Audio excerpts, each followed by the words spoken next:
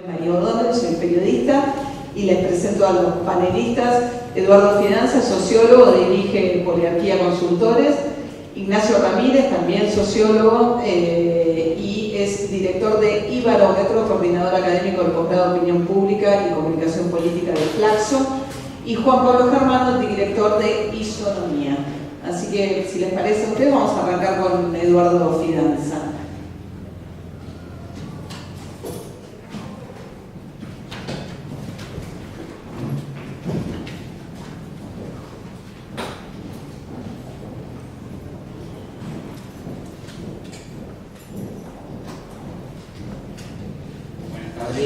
Gracias, María, por la presentación. Y en primer lugar, quiero dedicar 2 palabras al motivo de este encuentro y este seminario, que es el bisemanario El Estadista de mi amigo Juan Rodonjit. Yo recuerdo hace 5 años atrás que yo fui uno de los consultados por Juan.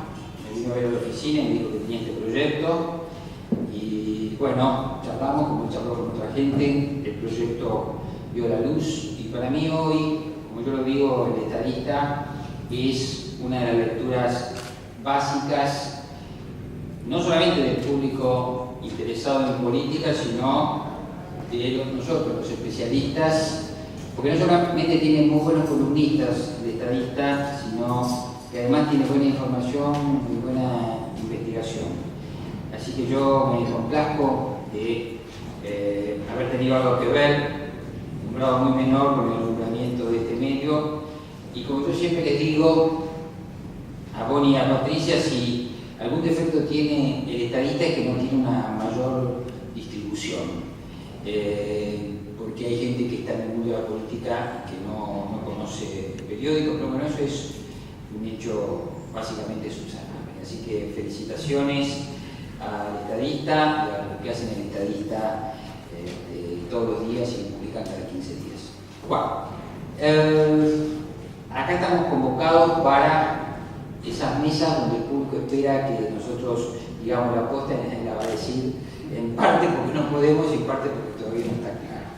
De modo que yo lo que puedo hacer, dividir mi exposición, que tiene que durar estrictamente 10 minutos, en 4 partes, ¿cierto? Una es la distribución estructural del voto. Porque, digamos, las encuestas preelectorales tienen que guardar congruencia con la historia electoral y tienen que confrontarse siempre con los datos duros de los resultados electorales. Y en general no hay una variación. Las variaciones, como ustedes saben, de los resultados electorales son variaciones que se dan en un mediano plazo. Entonces yo lo primero que quiero recordar son simplemente 3 resultados electorales de elecciones, ¿no es cierto? Datos electorales. Uno en 1983, los resultados presidenciales de hace 32 años, donde el peronismo sacó el 40% de los votos con Luder y el radicalismo el 52% de los votos con Alfonsín, y 8% correspondieron a otros partidos. 20 años después, y posterior a la crisis de 2001-2002, resulta ser que los resultados de esas presidenciales, que tuvieron una multiplicidad de candidatos, fueron las 3 fórmulas del peronismo, esto es Kirchner, Menem y Rodríguez A, se llevaron el 61% de los votos. Lo que podemos llamar el panradicalismo, en ese momento la boleta 3 con Leopoldo Moró, más Carrió, más López Murphy, 29% de los votos. Otros partidos, 11%. Y en la última elección, si bien es una legislativa, en 2013, la suma del peronismo, del Frente para la Victoria, más el masismo, se llevó el 57% de los votos. El panradicalismo el 25%, otros partidos el 18%. Ese crecimiento de 11 a 18 se lo debemos atribuir al PRO, que tuvo 9% de los votos a nivel nacional o 10% de los votos. ¿Esto qué quiere decir? Y que a partir de la crisis de 2001-2002, el peronismo reforzó su carácter de partido electoral dominante de la Argentina, con un caudal de votos entre el 55 y el 60%.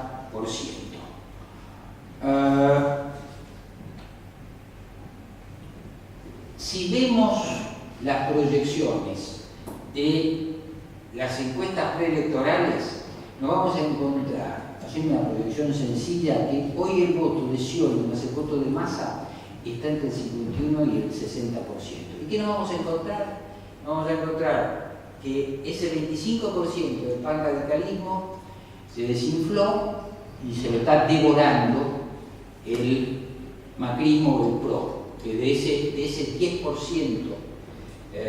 de voto en la elección de 2013 está ahora en torno al 25% de los votos y un poco más si lo proyectamos. Mientras que ese panradicalismo en reflujo tendrá 7-8% de los votos, que básicamente es un remanente podríamos decir, alfonsinista, al cual, por cierto, aspira Margarita Stolbizer, que va a ocupar el lugar de Wiener en la carrera presidencial seguramente.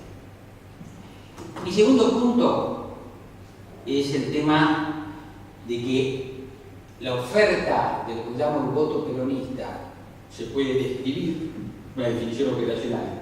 ¿Qué es la oferta peronista? Todos los candidatos que dicen pertenecer al peronismo usan simbología peronista y discurso peronista en sus variaciones. Entonces yo puedo decir, Scioli es explícitamente peronista, Massa es peronista. Esa es la oferta. Y la demanda, no, la demanda es mucho más imprecisa. Hace 32 años el que votaba peronista votaba en congruencia con lo que podríamos llamar el discurso peronista o el programa peronista. El que hoy vota peronismo, el que vota esa oferta explícita, vota las más diversas cosas, ¿no es cierto? Como el peronismo tiene una fuerte implantación territorial, muchas veces se votan logros de gestión territorial, hay un remanente de voto ideológico peronista, pero no es el voto mayoritario. Además de esto, y eso es cierto, y eso lo describieron muchos analistas, entre ellos Steven Levinsky, sigue habiendo enclaves de voto peronista por el hecho de que en esos territorios, sobre todo en el segundo y tercer cinturón de Gran Buenos Aires, los que ocupan esos territorios, esos espacios, básicamente son distintas versiones del peronismo. Mi tercer punto es muy sencillo, que tiene que ver con la sociología y la geografía del voto. Yo decía el otro día en un reportaje que la observación que hizo Gino Germani hace más de 60 años, o hace 60 años, respecto del clivaje, ¿no es cierto?, peronismo votado por sectores populares, no peronismo votado por sectores medios y altos, se mantiene estrictamente así. Si uno analiza el voto de Scioli y el voto de Massa, va a ver que crece a medida que desciende el nivel socioeconómico y a medida que vamos a los cinturones conurbanos de las grandes ciudades y a la Argentina más profunda. Ese clivaje es un divorcio sociológico político que la Argentina tiene. Este punto me parece que es bueno que lo tengamos en cuenta. Y ese punto deriva en algo que creo que hay que puntualizar en este momento mientras que nosotros estamos haciendo medición e intención de voto. Poliarquía, a medida que se acerca el momento de la decisión electoral, va sofisticando sus herramientas de investigación. Nosotros, en periodos no electorales, nos basamos en los datos de nuestra muestra nacional telefónica de 1000 casos que venimos repitiendo. Esta muestra exactamente creo que hace 8 años, y una muestra un poco más chica hace 12 años, o sea, hace 12 años que tenemos mediciones acumuladas mensualmente. Ese es nuestro, digamos así, nuestra fábrica de datos funcionando y los datos que nosotros obtenemos para hacer nuestras investigaciones, inferencias, conferencias, etc. Luego, cuando se acerca el momento electoral, empiezan las encuestas domiciliarias. Además hay una encuesta que se llama IBER, ustedes saben, que es la encuesta automática, que sirve para hacer no una medición electoral, sino una medición de estados de anímicos, etcétera, frente a temas puntuales. Me parece importante porque en el único distrito del país donde se pueden hacer encuestas telefónicas telefónicas, con teléfonos fijos, con certidumbre respecto a los resultados electorales en la ciudad de Buenos Aires. Fuera de la ciudad de Buenos Aires, la encuesta domiciliaria sigue dándonos un panorama sociológicamente, socialmente más amplio. Conclusión, las primeras encuestas domiciliarias nacionales están dando más intención de voto a Scioli y menos o igual intención de voto que las telefónicas a Macri. Y esto yo creo que es una preocupación que tiene el macrismo, que está haciendo mediciones comparativas entre telefónicas, domiciliarias y BR, y hay un sesgo por el cual en las encuestas domiciliarias, como yo digo, la intención de voto a Macri baja o bien la intención de Scioli sube. Estos son mis 4 puntos. Como el quinto punto, yo no puedo defraudar de decir algo sobre cómo está viendo Poliarquía la carrera presidencial. Los candidatos básicamente son 3. En el último año lo que hemos visto nosotros es un descenso del que pesó Tinelli, que es Massa, que hoy estará al 20% de votos sin proyectar, un ascenso progresivo del que estaba tercero, que es Macri, y un mantenimiento bastante parejo de Scioli. El resultado nuestro es que hoy encabezan Scioli y Macri con una ventaja para Scioli, pero que en realidad no se puede discernir hoy según nuestras encuestas cuál de los dos va a estar primero. Y en tercer lugar, perdiendo terreno Massa. ¿Cómo influye en este panorama el acuerdo del domingo pasado, la confluencia del radicalismo, Carrió y el PRO? Creo que la principal influencia inicial es que lo que se observa en el escenario de las pasos presidenciales es que si el Frente para la Victoria aspiraba a llevarse el 40% de los votos con 10 puntos o más de diferencia sobre Macri, ahora probablemente eso no pueda ocurrir. Con lo cual, tampoco eso pueda reproducirse en primera vuelta. Con lo cual, lo más probable es que la elección presidencial de octubre se resuelva en noviembre. Bueno, eso es todo lo que quería decir por ahora.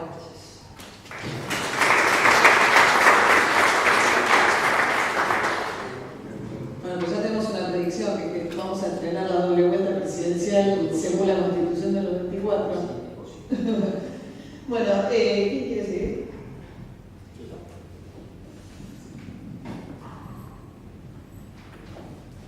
Bueno, yo vine con presentación a ver si levantamos el pomodoro del almuerzo.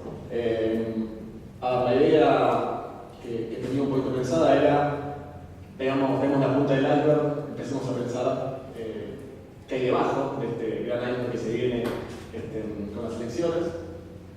Y lo primero que quería decir es qué Argentina tenemos post-Nisman, ¿no? La Argentina de que todo cambió, pero a la vez nada cambió. De hecho, si uno mira todos los escenarios estructurales de apoyo al gobierno, la verdad es que no ha cambiado demasiado. Cerca entre el 30 y el 35% de los argentinos nos dicen que votaría un candidato apoyado por Cristina. Esto era similar previo a Nisman. En enero-febrero hubo una pequeña baja, pero ya para el final de febrero el gobierno logró recuperarse. Y lo que sí tenemos, y Nisman lo demuestra muy claramente, es una situación, una sensación en la cual los argentinos hoy en día desconfiamos de todo. Esto lo que estoy mostrando es los niveles de confianza a algunas instituciones, poder legislativo, judicial, ejecutivo, sindicatos, partidos políticos. Estamos hoy en día en una situación en la cual la justicia tiene que dar respuestas, tarda más de lo que debería, seguro.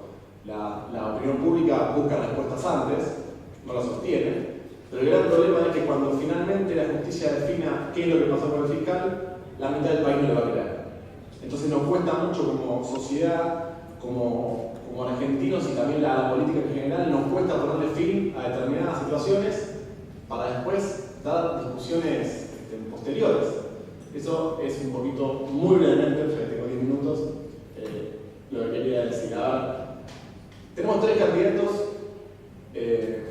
que habían picado en punta. Durante parte del año pasado se hablaba de triple empate, coincido con Eduardo, en el cual una suba conceptual de Mauricio Macri casi por goteo. No fue una revolución el año 2014, pero sí fue una suba voto a voto, y a la vez una baja voto a voto de Sergio Massa. Pero para meterme brevemente en el que yo llamo el dilema del Partido Republicano. A ver, Scioli tiene que comportarse como se comportan los republicanos en Estados Unidos. Primero, le tiene que hablar al Tea Party, convencer al Tea Party, ahí es el candidato republicano, y después de convencer al Tea Party, el republicano tiene que bajar algunas banderas y hacerse más competitivo para el público independiente de Estados Unidos. En cierto punto, Scioli tiene ese problema. Le tiene que hablar al núcleo duro, tiene que convencer al núcleo duro, pero para ese núcleo duro hay un candidato que potencialmente es mejor que él, que se llama Florencio Randazzo. Entonces, ¿cuál es el gran problema que hoy en día tiene Daniel Scioli? Hay un 13% voy a hablar 15 y 15. 15 de continuidad y 15 de más continuidad que cambio. A lo de abajo es quien representa mejor, ya sea la continuidad o la continuidad con cambio. De vuelta al redondeo. 40 Scioli contra 30 de Randazzo, 40 Scioli contra 30 de Randazzo. Este número hace 6 meses era 70-10. El quien representa mejor el cambio. Este es el gran problema que tiene Daniel Scioli. Y el segundo problema que tiene Daniel Scioli es que, bueno, me voy a permitir hacer una analogía futbolística, ya que veo muchos hombres. Si Daniel Scioli es el Barcelona, Randazzo es, déjenme decir, el Atlético Madrid, pero antes del Cholo Simeone, cuando no jugaba Champions League. Entonces, ¿qué pasa? El Barcelona, Scioli, tiene que jugar un partido clave contra el Atlético de Madrid, pero también tiene que pensar que el miércoles siguiente o el jueves siguiente juega contra el Bayern Múnich por la Champions, que son las elecciones generales. El Atlético de Madrid pre-Cholo solamente jugaba los partidos importantes y dejaba todo ahí. Entonces Randazzo tiene todo para dejar. Tiene todo para dejar porque únicamente y solamente le interesa justamente vencer a Scioli en la primaria, e inclusive lo que puede pasar es que Scioli tiene que ganar, y tiene que ganarla cómodo. No se puede dar el lujo de ganarla por 1 o 2 puntos. Entonces ahí es donde me parece que, si bien en nuestros números Scioli aparece en todos los escenarios por encima de Florencio Randazzo, hay un llamado de atención que tiene que ser escuchado. Hablando brevemente de Mauricio Macri. Yo digo, Mauricio Macri siempre tuvo un auto preparado para competir en pista lluviosa. En 2011 había sol. Cristina medía 70 puntos, el país crecía a 8 o 10 puntos, no había lluvia, el auto de Mauricio Macri no servía para esa competencia, se guardó. ¿Qué pasa? Eso fue en 2011. En 2015, bueno, ahora tenemos una pista un poco más lluviosa, por lo tanto el PRO conceptualmente tiene un auto que es competitivo para esa pista. Pero la gran novedad de los últimos, diré, 4, 5, 6 meses es que el piloto se empezó a transformar en un mejor piloto. Digo, la figura de Mauricio Macri fue la que fue creciendo y consolidándose, no solo en intención de voto, que en el fondo muchas veces termina siendo definitoria al final del camino, pero sí como candidato. Déjenme mostrar brevemente, esto es atributos de algunos candidatos y cómo ve la ciudadanía mejor a los 3 principales candidatos a los 4, para enfrentar los problemas económicos, para generar consenso, para enfrentar la inseguridad, para enfrentar el desempleo, etcétera, etcétera, etcétera. Bueno, el Bordeaux es que ve mejor a Mauricio Macri por sobre el resto. Y se empieza a polarizar entre la figura de Macri y la figura de Scioli. El que pierde ahí obviamente es Massa, que lo voy a analizar en profundidad más adelante. Pero empezamos a tener una situación de polarización, en la cual Macri se empezó a transformar en un mejor piloto y la ciudadanía empezó a verlo como un dirigente capaz de solucionar algunos problemas que antes eran impensados, antes no se confiaba. Y otro dato que me parece también relevante. Recién mostraba la parte derecha de este gráfico, que es la continuidad y la continuidad con cambio. Miremos la parte izquierda. Hoy el 50% de los argentinos busca cambio. Vale también meterse en qué es lo que significa el cambio, ¿no? Pero al tener poco tiempo no me voy a detener. El 50% busca cambio, es la peseta más grande. Abajo vemos la intención de voto por estos sensación de cambio y continuidad. Y en la peseta más grande, que es la del cambio, Mauricio Macri empieza a ser más competitivo que Massa. Y ese es el gran triunfo que tuvo Macri en los últimos 5 meses. Acá vemos que se acerca del 40% de los que quieren cambio lo eligen a Mauricio Macri, más cerca del 30% de lo que tiene en cambio lo eligen a Sergio Massa. Del otro lado, y acá estoy sacando a randazo, porque ya lo puse anteriormente, obviamente que Silvio representa mucho mejor continuidad, esto es evidente. Lo último que digo de Mauricio Macri, el gran cambio que ocurrió en estos últimos, sobre todo 3-4 meses, es la sensación de triunfo. Y esta encuesta es previa a la unión con el radicalismo.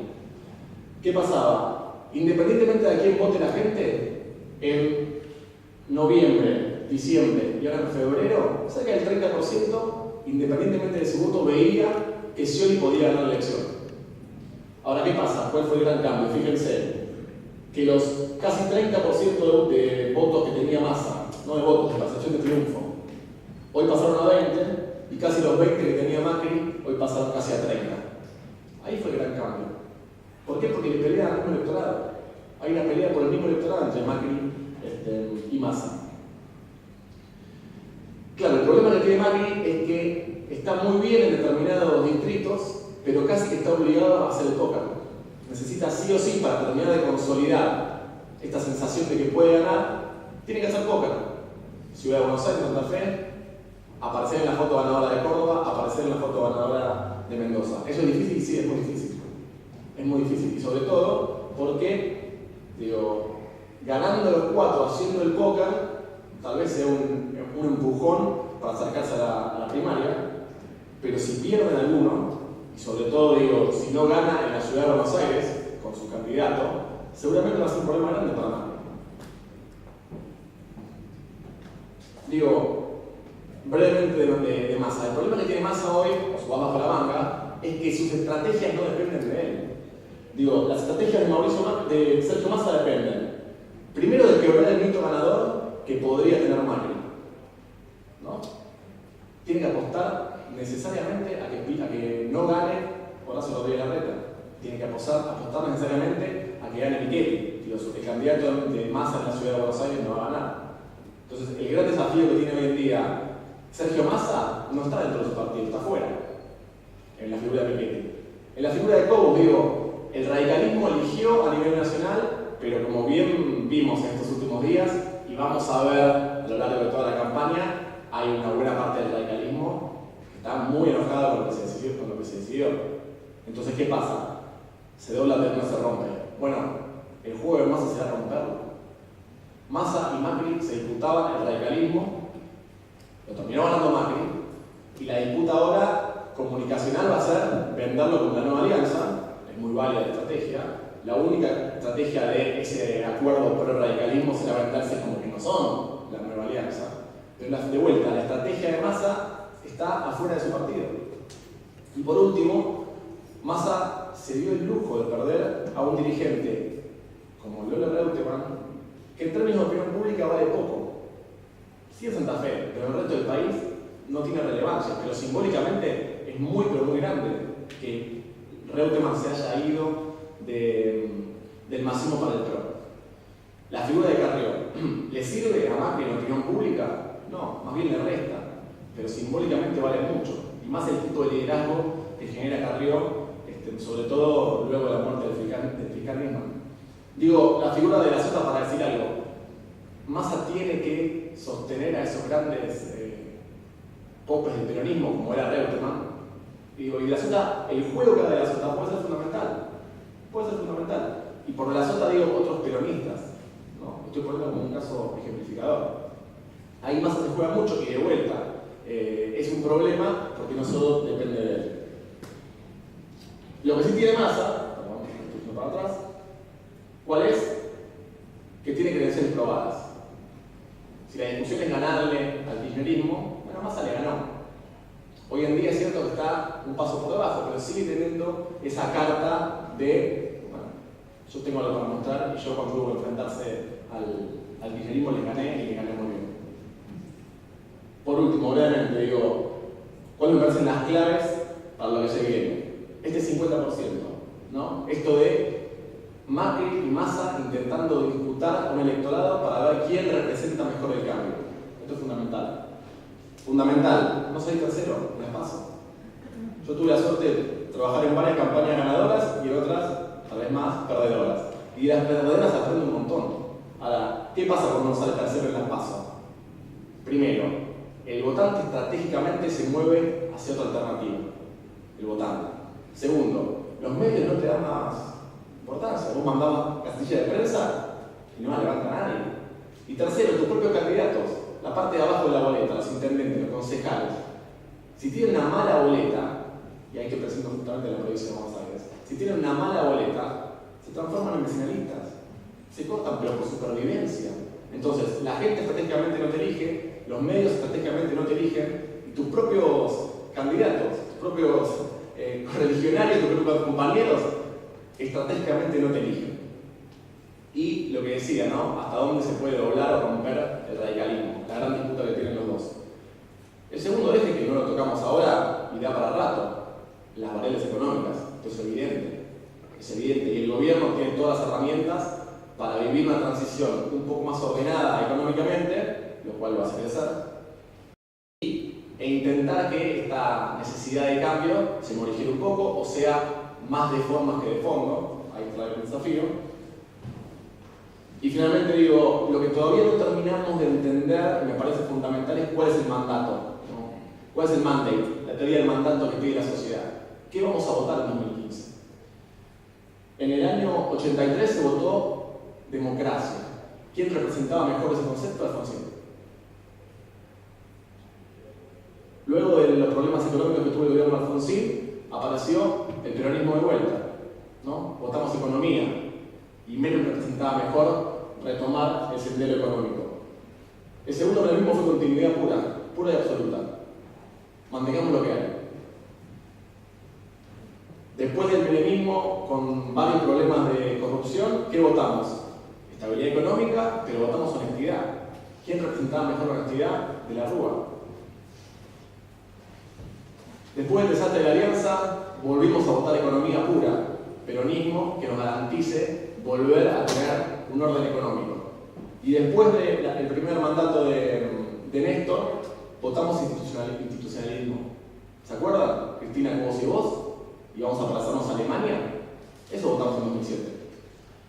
Por último, en 2011, votamos continuidad, nuevamente. Lo que todavía no queda claro, y creo yo que en los próximos meses vamos a estar más cercanos a saberlo, es justamente cuál es el mandato, qué es lo que va a pedir la ciudadanía para el año 2015.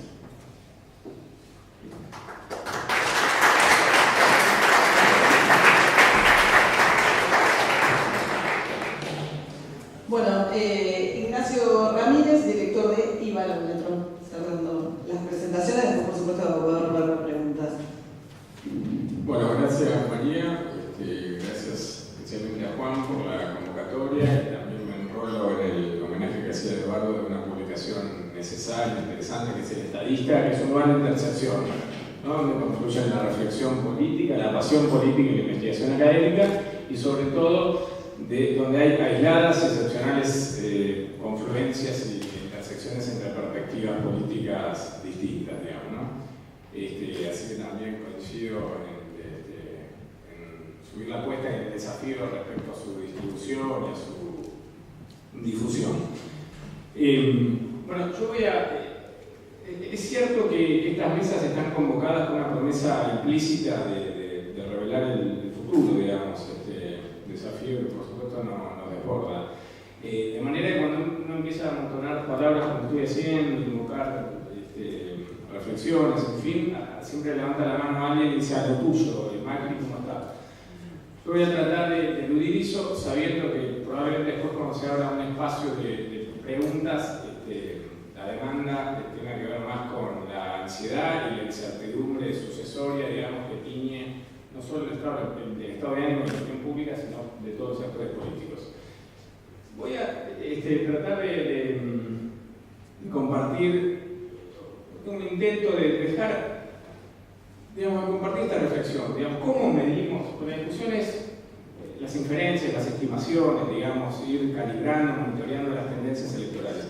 Bueno, mi planteo es el siguiente: la medición es un subproducto, es un hijo de una determinada conceptualización, ¿no?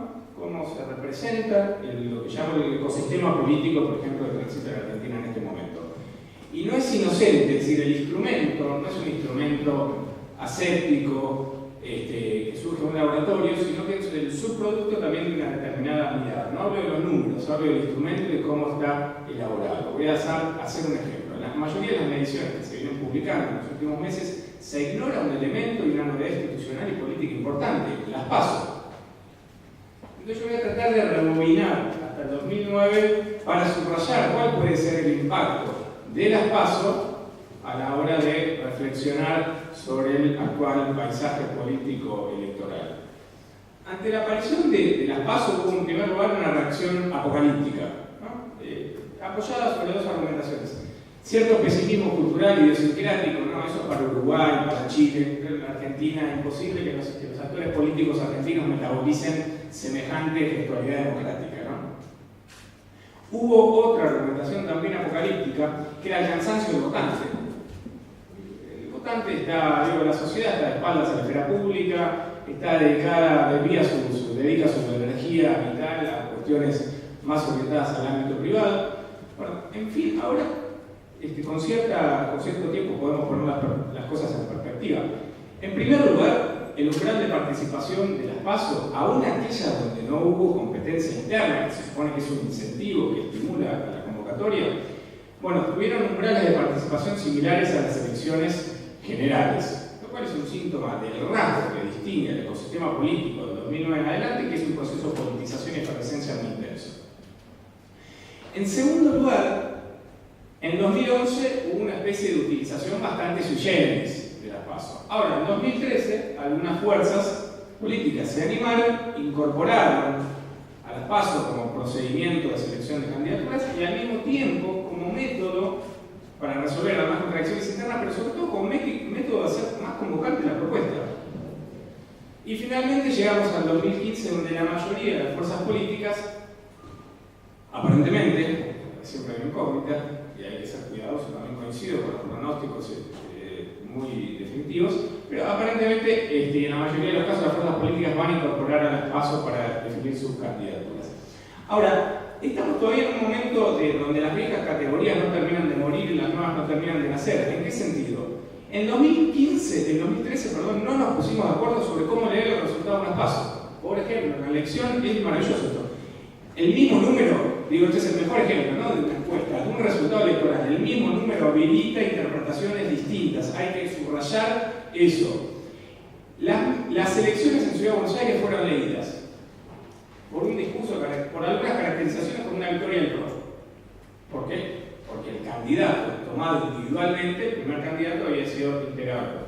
Ahora, hubo otro discurso según el cual había ganado el FAUN, porque la suma agregada de las distintas candidaturas se imponía por el PRO. Entonces, ahí existe un desafío conceptual, es decir, ¿cómo se lee el desempeño de las fuerzas políticas en las PASO? ¿En términos individuales o en términos agregados? Y ahí hay un desafío que me da pie para enfatizar lo que considero el principal activo, que es del kirchnerismo, que es constituirse como más que la suma de las partes, es decir, kirchnerismo es percibido por la sociedad en función de determinadas coordenadas discursivas e ideológicas que se le reconocen, se le gusten o no, y de una gestualidad, inclusive una estética. Por otra parte, a veces hay partidos que son menos que la suma de sus partes. El mejor ejemplo fue, por supuesto, y además es un buen indicador y una buena lección de que hay que ser cuidadosos con los pronósticos. En 2013, recordemos que la interpretación había sido la siguiente lectura dominante de aquel escenario: fin de ciclo para el kirchnerismo, que hoy no es una hipótesis de trabajo que tenga la misma intensidad, y dos fuerzas emergentes: el Frente Renovador. La mayoría de los analistas coincide, yo también coincido ahí, con cuidado, pero en registrar cierto declive, y por otra parte el Frente Amplio UNE como espacio para traducir y procesar las aspiraciones electorales y las sensibilidades políticas de un amplio sector de la clase media. Bueno, el PRO pareciera avanzar ante un FAUN directamente deshilachado, sustituyendo en una apuesta electoral y sociológica de constituirse en el radicalismo del siglo XXI, es decir, después de un interesante recorrido de desplazamiento hacia el centro, se logra posicionar como una alternativa de expresión política de muchos de los sectores medios, y por otra parte el kirchnerismo, o el oficialismo, o el peronismo, todas las variaciones que querramos mirar y que querramos imponer, reaparece fortalecido, digamos, ¿no? En el centro de la escena pública, en el centro de la escena política, seguramente todos leímos la interesante columna de Eduardo de hace unos días. Entonces, pasando en limpio, en primer lugar hay un desafío vigente, que es cómo interpretar el resultado de las PASO, digamos, ¿no? ¿Por qué? Porque en las PASO intervienen e interactúan en las motivaciones de los electores elementos distintos, convocan algunos atributos individuales de ciertos liderazgos, de ciertas candidaturas, y al mismo tiempo, y sobre todo en algunos espacios políticos, como es el caso del kirchnerismo, donde el contrato es más ideológico o más afectivo, intervienen algunos rasgos que van más allá de los atributos individuales de los dirigentes políticos. ¿Se acuerdan que hace algún tiempo se insistía, ¿no?, donde la política había sido absolutamente desalojada de consideraciones ideológicas, programáticas, y había sido sustituida por una política absolutamente personalizada, digamos? Parece que en los últimos años esa perspectiva se ha matizado mucho. Bueno, entonces, por un lado nos enfrentamos ante un desafío, algo similar también planteaban acá, de cómo medir, digamos, esta recta final hacia las PASO. Dejando de lado lo metodológico, digamos, por supuesto, existen muchísimos desafíos en ese terreno, pero me refiero a lo conceptual. Hago un ejemplo. Hay un discurso periodístico que ha instalado la idea de la grieta, que es una imagen muy visual, ¿no?, como categoría para conceptualizar la Argentina reciente. La grieta, por supuesto, habilita dos hemisferios únicamente. Ese mismo discurso instaló o trabajó con la hipótesis de triple empate.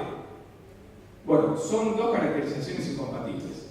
Independientemente de los números, insisto, digamos, pero son dos conceptualizaciones políticas incompatibles. Si hay grieta, tesis que yo revisaría, digamos, en el sentido de grieta como interrupción de los amores, amistades, familias, en el sentido de lo que sí hay es una opinión pública absolutamente politizada y segmentada en dos, en función de un clivaje, que es el clivaje ordenador de la política argentina, que es kirchnerismo antikirchnerismo, y que abre la divergencia motivacional sobre la cual me parece preguntaba Juan. ¿Qué se vota? No votan todos los mismos. Seguramente una parte de la sociedad votará a partir de una pulsión continuista y una parte de la sociedad votará en función de una pulsión cambista. Entonces ese es un ejemplo, me parece, de medición y conceptualización. Grieta y triple empate como dos discursos que difícilmente puedan convivir en el mismo escenario. Por último, me parece que no sé si me quedan algunos minutos para solo sugerir dos ideas. 2 minutos. Bueno, prometo engañar. Convención radical, digamos. La convención radical estos días se piensa como una causa, digamos, como el punto de partida. La pregunta que nos hacen en las radios es ¿cuál es el efecto del nuevo escenario que inaugura la convención radical? Me parece más interesante, la convención radical es el desenlace absolutamente racional del lenguaje sociológico y absolutamente, no sé si natural, pero previsible, se venía esbozando, de una serie de tendencias que se venían acentuando en la sociedad en los últimos meses. Entonces, me gustaría interpretar a la convención radical, por supuesto al desenlace de esa convención, como un signo, como un síntoma de un conjunto de tendencias. ¿Cuáles son? Algunas que fueron ya consignadas, el fortalecimiento del PRO, que me parece que no es un dato político, es un dato también sociológico, de sociología electoral, en relación a una progresiva sustitución del radicalismo. El declive del Frente Renovador, coincido, a la luz de un discurso excesivamente zigzagueante que no podía instalarse en un mercado electoral segmentado, digamos, absolutamente segmentado. Es un desafío para Massa y es un desafío para Daniel Scioli también, cuyo discurso también ha sufrido algunas modificaciones en función de esa demanda, de ese escenario. La convención radical también es un signo, me parece, de una expectativa. A ver, me parece que si no existiera como hipótesis de trabajo en el universo opositor, que el kirchnerismo puede tener un desempeño electoral por encima del 40%, sería difícil de interpretar la confluencia anunciada el domingo. Entonces me parece que, entre otras cosas, es una confluencia que también da cuenta de cierta vigencia de la competitividad electoral del oficialismo.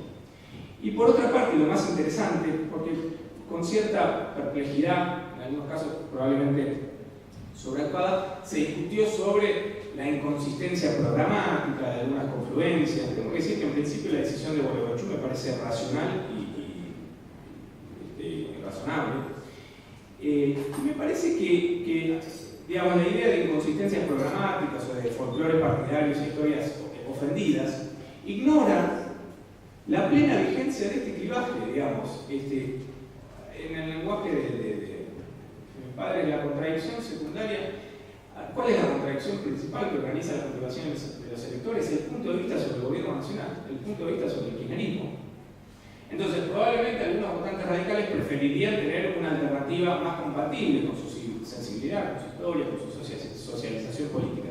Pero en la medida en que Mauricio Macri empieza a ser percibido como el instrumento más eficaz y como la alternativa más solvente, digamos, porque cualquier promesa de cambio entraña un riesgo, entonces hay que trabajar también solvencia. En la medida en que Mauricio Macri logre incorporar esas credenciales, no tengo duda que irá suscitando la confluencia también de los votantes y de los electores, porque, insisto, me da la impresión, en un escenario de cierto empate, con lo cual sería muy temerario hacer pronósticos, pero que lo que se pone en discusión, en todo caso hay una divergencia motivacional muy fuerte, que hay un sector de la sociedad que irá buscando en estos meses a quien mejor represente la continuidad, recogiendo los matices y los desafíos de ese deseo, digamos, y irá buscando a quien mejor exprese y con mayor seguridad, sobre todo, exprese una alternativa digamos, a las características estéticas y gestualidad del gobierno nacional.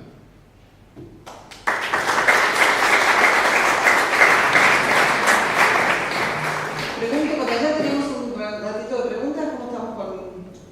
¿Sí, Patricia? ¿Estamos?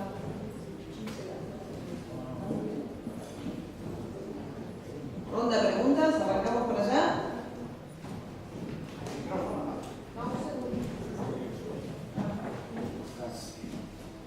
Yo, mientras tanto, aprovecho y cuelo una pregunta, pero... No, que un poco tomándome de lo que planteaba Ignacio respecto a las PASO, no aparece, digamos, algo la mención acá a la posible competitividad de Randazzo como competidora en las PASO de Scioli. Sanz no emerge en ningún escenario como un competidor eficaz dentro para Mauricio Macri y dentro de la interna de esa alianza que conformaron. O sea, porque el votante radical, por lo que ustedes explicaron, el votante radical es el que se está volcando a Macri. Frente a una interna en la que va a tener una opción radical auténticamente más Macri. En la interna, ¿qué comportamiento tiene ese votante radical? Sí, claro, como lo gozo en principio sí me parece que había que rescatar la idea de no ignorar la PASO, digamos. Obviamente hay tendencias que permiten con cierta seguridad hacer pronósticos, pero digamos, las PASO, por ejemplo, en el Frente para la Victoria, están adoptando contornos más competitivos, digamos. Hoy ya no es hipótesis de trabajo, digamos que hay escenarios que hay que considerar. En relación a la evolución de la interna, en la cual ahora confluyen el PRO, la UCR y la coalición cívica, parece que ahí, por el momento, parecía difícil desafiar la hipótesis de un Mauricio Macri ganador, porque precisamente en función de esa percepción es que se produce la confluencia. Es decir, la decisión de la UCR es confluir con un Mauricio Macri ganador. Con lo cual, lo planteaba bien Juan, el Atlético de Madrid quiere ganar.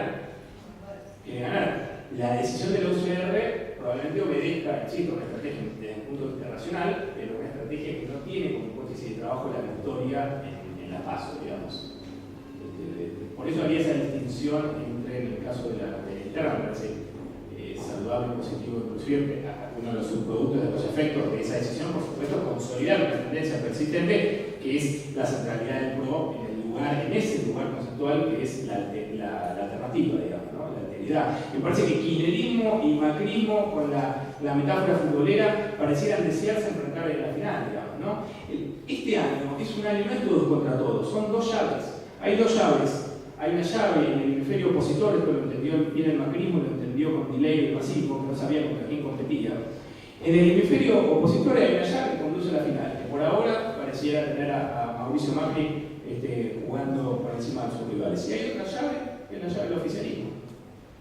Es difícil descartar, imaginar una escena electoral sin el kirchnerismo en la final, con sus variaciones, como conocemos. Pero me parece que hay que pensar de vuelta en la conceptualización este año electoral como dos llaves distintas, digamos. Hola, buenas tardes. Mi nombre es Mariano Vinograd. Mi ámbito de trabajo y de visión sociopolítica es el mercado central. La pregunta va dirigida al disertante del medio, perdona que no retuve tu nombre, al que dice... Exacto. Hablaste de la desconfianza y pusiste una transparencia sobre el tema de la desconfianza, lectura que suscribo. Ahora, a partir de la desconfianza, ¿cómo la gente que tiene tanta desconfianza puede entender luego el tema de continuidad o cambio? Por ejemplo, ¿alguien puede entender que Massa es el cambio? Me llama tanto la atención porque a partir de la desconfianza nadie podría pensar que Massa es un cambio, daría por cierto que si Massa fue jefe de gabinete es la continuidad. Entonces ahí aparece una paradoja. Tal vez la otra es la gente que tiene desconfianza, pero tiene desconfianza al cambio. Bueno, profundizás un poquito ese tema porque la correlación entre desconfianza, continuidad y cambio. Sí, a ver, hay una fuerte disputa que me parece que es la única gran disputa dentro de la oposición, que es quién representa mejor. Esta es la disputa de Macri y Massa, no hay más. Hay coincido con Ignacio. Creo que el macrismo entendió más rápido que el masismo cuál era su enemigo. Digo, conceptualmente, el enemigo del macrismo no es el kirchnerismo. Lo va a hacer en la final, volviendo a la metáfora futbolera, pero no lo es en este momento. Era presentarse como una mejor alternativa y su único rival ahí se llama Sergio Massa. A ver, ¿con desconfianza o no? Hoy en día, me parece que va para una discusión un poquito más profunda, ¿no? Pero hoy en día tenemos una sociedad que desconfía casi de todo. Casi de todo. Digo, el vínculo entre representantes y representados está roto. No estamos en el 2001, es cierto, no estamos en el 2001.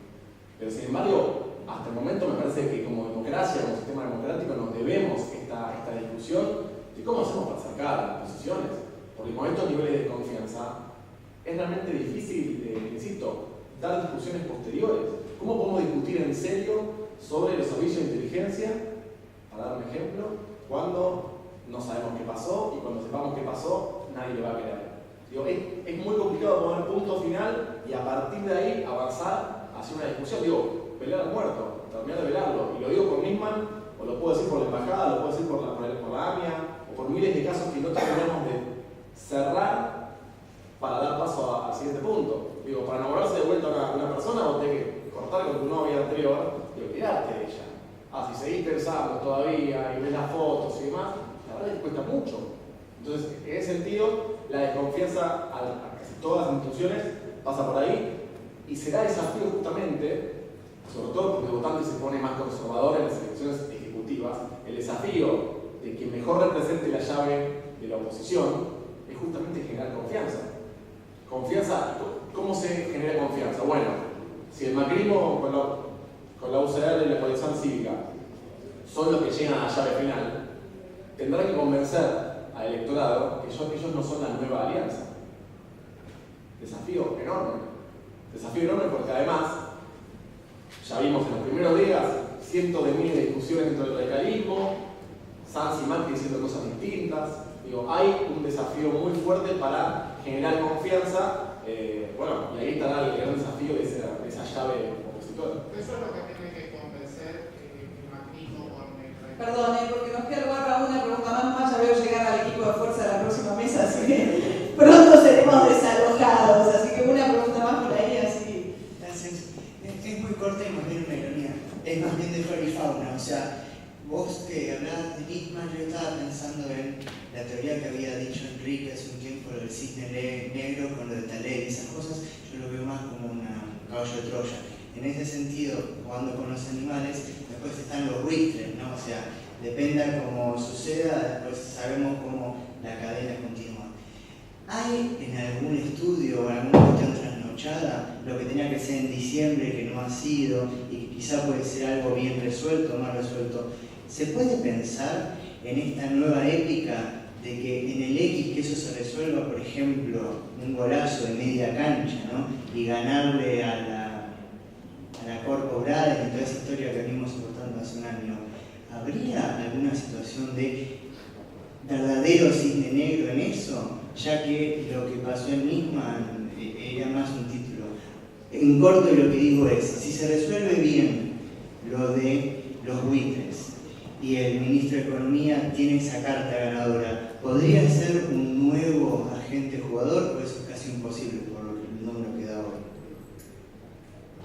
La verdad que ahí coincido con Ignacio y con Eduardo. Al parecer vamos a debutar con una segunda vuelta y hoy por hoy no hay demasiada distancia entre el mejor candidato de una llave y el mejor de la otra.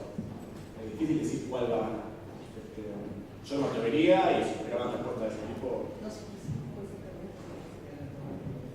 Perdón, te digo de cosas. Vos estás preguntando si Kicillof puede llegar a ser. Claro, o sea, lo que yo digo es como... Sí, bueno, perdón, me perdí la analogía, perdón.